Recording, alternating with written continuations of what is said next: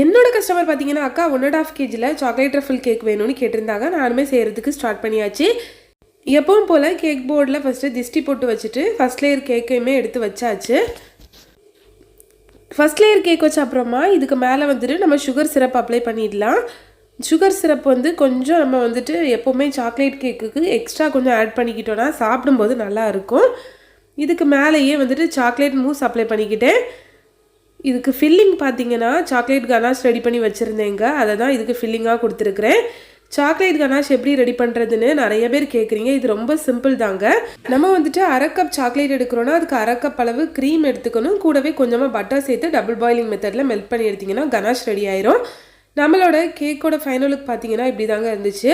நீங்கள் ஒரு வேளை கேக் ஆர்டர் பண்ணால் கீழே இருக்க நம்பருக்கு வாட்ஸ்அப் பண்ணுங்கள். கன்னியாகுமரி டிஸ்ட்ரிக்டில் ஹோம் டெலிவரி கூட அவைலபிளாக இருக்குது. லேட் ஆனாலும் கண்டிப்பாக நாங்கள் உங்களோட மெசேஜுக்கு ரிப்ளை பண்ணுவோம். ப்ளீஸ் வெயிட் பண்ணுங்கள்.